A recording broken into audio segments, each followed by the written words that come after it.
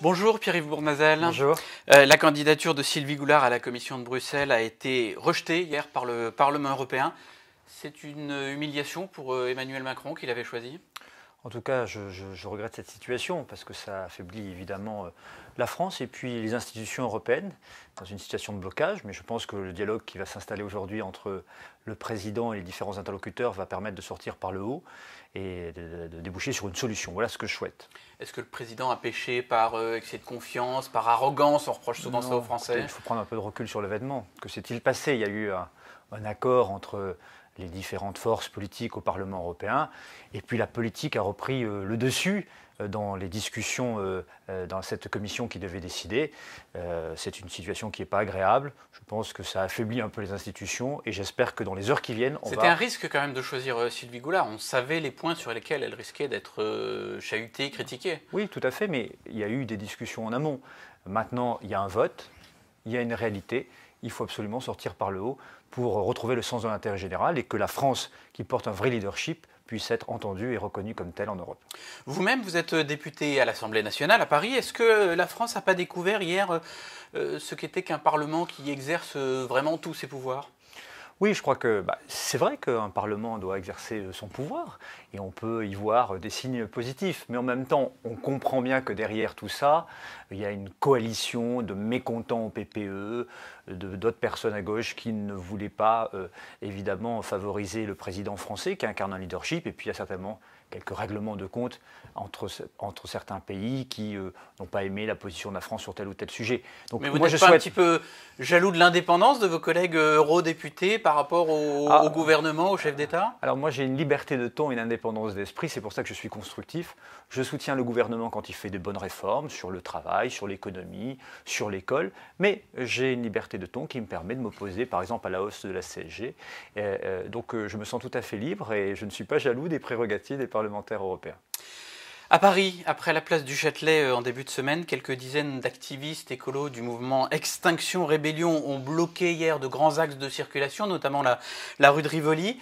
La maire, Anne Hidalgo, a déclaré qu'elle soutenait les actions de ce type dès lors qu'elles sont non violentes. Est-ce que vous dites la même chose ? Non, je ne dis pas la même chose. Je veux dire deux choses importantes. La première, c'est que je suis le seul député parisien à avoir voté pour l'interdiction du glyphosate. J'ai travaillé sur la sortie du plastique de notre restauration collective. Je me bats à Paris contre l'hyperdensification et le bétonnage. Je me sens profondément écologiste et j'entends le message qui est porté, je le respecte et je peux soutenir beaucoup des propositions qui émanent du terrain. Mais je dis pas aussi, la méthode en l'occurrence ? Mais la méthode, non. La méthode, je crois qu'elle n'est pas la bonne, parce que le blocage du centre de Paris peut poser des problèmes de sécurité et simplement l'entrave à la liberté de circulation. Hier, j'étais dans le quartier, des citoyens ne pouvaient même pas prendre leur bus pour aller et venir. Je crois que par le dialogue, il faut trouver rapidement une issue pour que ces revendications se passent autrement sur un autre terrain. On peut manifester dans les rues de Paris, on peut l'organiser, on peut avoir des forums sur des places, par exemple sur la place de la République ou ailleurs, mais tout ça doit se faire dans un cadre qui assure la tranquillité publique et l'ordre public. Mais est-ce qu'Anne Hidalgo devrait demander l'intervention des forces de l'ordre pour libérer les rues, les places qui sont bloquées ? Je crois que la maire de Paris n'est pas dans son rôle en soutenant les actions. Le fond, d'accord, mais la forme, ce n'est pas son devoir. Son devoir, c'est de tenir le même langage à tous les citoyens de Paris, quelle que soit la cause qu'ils défendent. On ne peut pas occuper illégalement, comme ça, le domaine public de manière durable et entraver la circulation. Il faut le faire libérer, bien sûr, ce domaine public, par le dialogue, bien sûr, mais il faut le faire libérer parce que ce n'est pas acceptable. Imaginez-vous que par le dialogue, on n'a pas l'impression que, parce que je pense les que militants ont je pense que les personnes qui sont là, contrairement à ce qui a pu être dit, ce sont des personnes calmes, qui revendiquent des choses, mais avant que d'autres viennent se greffer dessus, qui seraient peut-être beaucoup plus dangereux, il faut trouver une issue dans le dialogue, mais il faut faire privilégier la prérogative aussi de la puissance publique qui ne peut pas accepter que sur le domaine public, eh bien, chacun fasse ce qu'il veut. Mais donc à ce stade, vous ne demandez pas une intervention de la police pour libérer Je demande une intervention en tout cas par le dialogue, mais il faut libérer évidemment la place du Châtelet, les alentours, il faut mettre fin au blocage du centre de Paris, c'est très clair.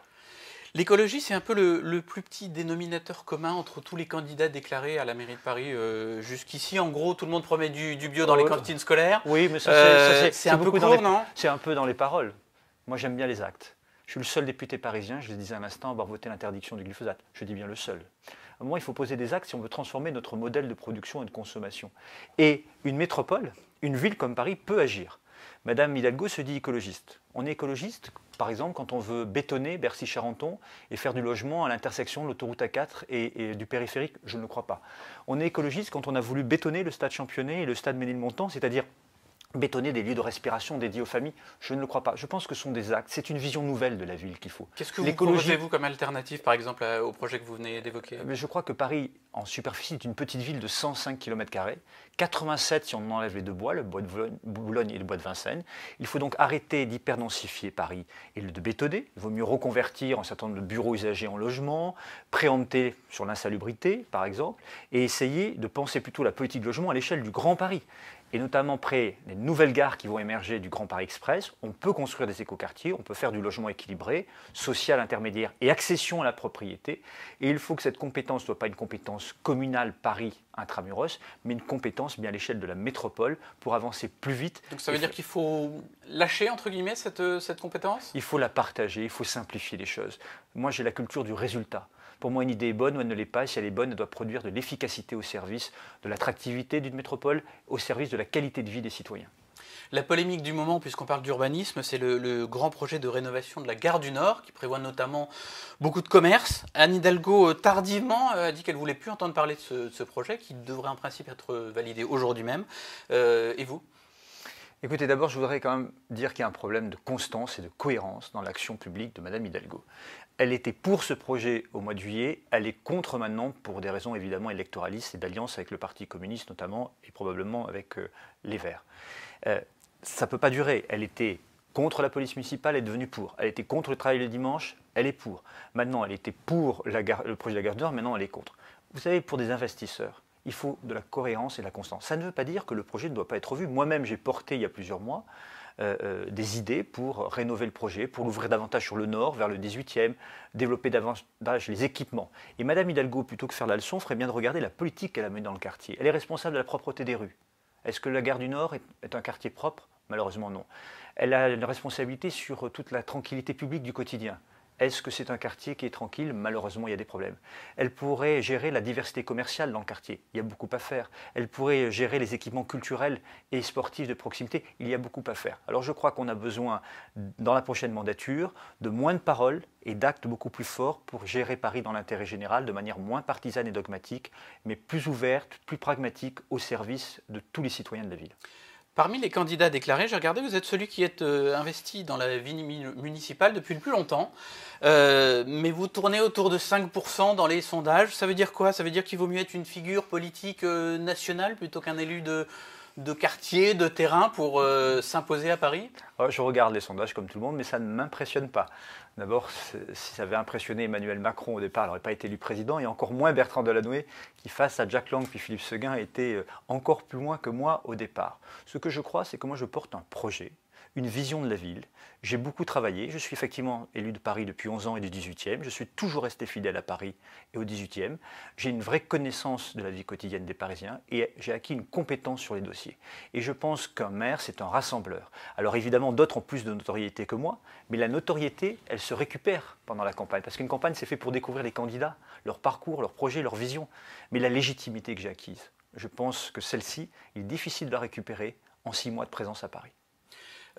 À 5% pour le moment en tout cas, pendant que Benjamin Griveaux et Cédric Vinaly se neutralisent plus ou moins à 15-20% chacun.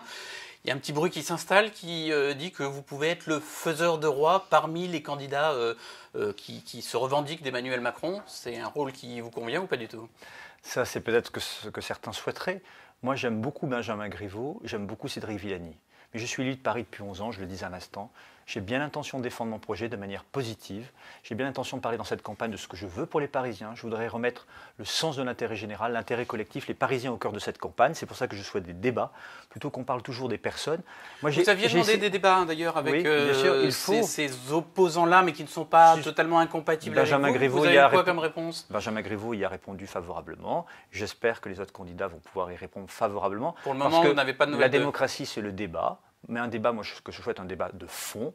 Je ne souhaite pas un débat de casting où chacun se tape dessus. Non, un débat de fond où on parle de logement, d'attractivité économique, d'écologie, d'espace culturel, de propreté. Voilà, moi, je veux parler de ça parce que j'ai de légitimité et j'ai bien l'intention de la défendre jusqu'au bout parce que je crois que c'est un chemin et une solution pour rassembler large. Car les deux candidats dont vous parlez, qui ont une notoriété plus élevée que moi, aujourd'hui, ne sont pas capables, dans les sondages, de battre Anne Hidalgo. Il y a peut-être une raison. C'est peut-être qu'il manque ce que moi je peux porter, c'est la légitimité qui vient du terrain. C'est un projet abouti. J'ai publié un livre, Revoir Paris. J'ai une équipe diverse de Jean-François Lamour, ancien ministre de Jacques Chirac, ancien champion olympique, qui travaille avec moi sur la candidature de Paris 2024 des Jeux olympiques et paralympiques. Amou Bouakas, qui était adjoint de Bertrand Delanoë entre 2008 et 2014 en charge des associations. Beaucoup de personnes issues de la société civile, des entrepreneurs, des architectes, des enseignants. Je fais confiance à une nouvelle génération qui n'a pas forcément aussi occupé des responsabilités jusqu'à présent. Mais moi, je veux additionner les compétences et les talents au service de Paris. Mais il n'empêche, si la priorité c'est d'éviter un nouveau mandat d'Anne Hidalgo, il faudra bien s'allier. Mais bien sûr, il faudra. Le bon moment, ce sera quand? Mais il faut rassembler. Mais pour rassembler, il faut le faire autour d'un projet, autour d'une vision de la ville et autour d'une légitimité. Si, ça veut dire que le rassemblement ne peut pas se faire trop tard, sinon c'est difficile de faire tardivement campagne sur un projet. Mais si 6 mois avant, Emmanuel Macron avait écouté les conseils, il aurait dû se rallier à François Hollande, et 6 mois avant, Bertrand Delanoë n'aurait pas eu de chance de battre Philippe Séguin. Donc je pense à un moment où la campagne s'est faite aussi pour débattre du fond, des parcours. Sinon on n'est pas en démocratie. Sinon 6 mois avant, on a décidé d'en haut, par des sondages, qui serait le futur maire de Paris. Mais de Michel Dornano à Nathalie Kosciusko-Morizet en passant par Philippe Séguin ou Jack Lang, tous les favoris n'ont jamais été maire de Paris. Il y a peut-être là une raison. Merci beaucoup, Philippe Bournazel.